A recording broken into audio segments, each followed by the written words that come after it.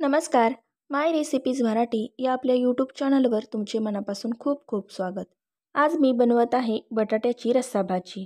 तर ही चमचमीत अशी बटाट्याची रस्साभाजी बनवण्यासाठी कुठलेही वाटण न तयार करता अगदी झटपट अशी फक्त 10 मिनिटात ही भाजी बनवलेली आहे. अगदी टेस्टी अशी ही भाजी होते. तर त्यासाठी इथे मी 3 मध्यम आकाराचे बटाटे अशा प्रकारे थोडे मोठ्या आकारात कट करून पाण्यामध्ये भिजत घातले आहेत, जेणेकरून ते काळे पडू नयेत यासाठी. यासोबतच एक मोठ्या आकाराचा कांदा बारीक चिरून घेतला आहे आणि एक मध्यम आकाराचा टोमॅटो देखील बारीक चिरून घेतला आहे.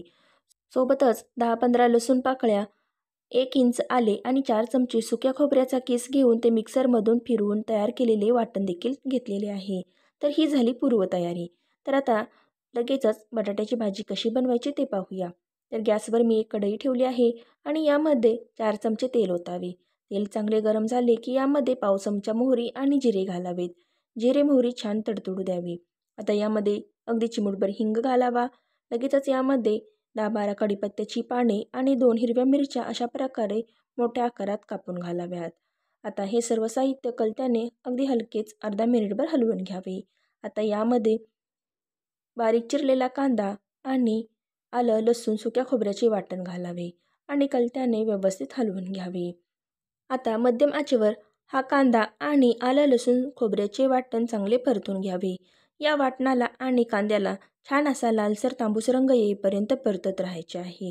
साधारण 4 ते 5 मिनिटे मध्यम आचेवर हा कांदा चांगला परतला की याला अशा प्रकारे हलकासा तांबूस रंग येऊ लागतो.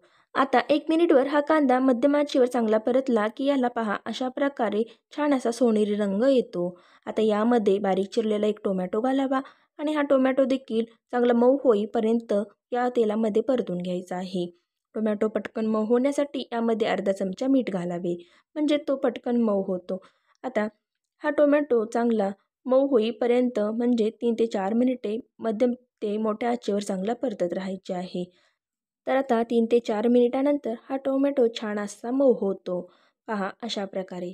तर आता यामध्ये काही सुके मसाले घालायचे आहेत. तर यामध्ये 1 चमचा धने पावडर, अर्धा चमचा गरम मसाला, पाव चमचा हळद, चवीनुसार लाल तिखट, अर्धा ते पाऊण चमचा घरचा काळा मसाला आणि चवीनुसार मीठ घालावे. लक्षात असू द्या की टोमॅटो परतताना आपण यामध्ये देखील अर्धा चमचा मीठ वापरले होते, त्यामुळे मीठ बेतानेच घालावे. आता हे सुके मसाले तेलामध्ये चांगले परतून घ्यावेत. 1 मिनिटभर अगदी मंद आचेवर हे मसाले तेलामध्ये चांगले परतून घ्यायचे आहेत. म्हणजे मसाल्याचा स्वाद तेलामध्ये उतरतो आणि भाजीला छान अशी चव येते. जर तुमच्याकडे काळा मसाला नसेल तर तुम्ही येथे आणखी 1 चमचा गरम मसाला देखील यामध्ये घालू शकता.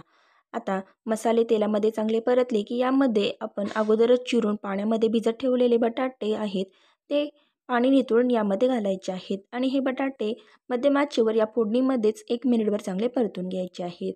नंतर यावर झाकण ठेवून अगदी मंद आचेवर 1 मिनिटभर चांगले वाफवून घ्यावे.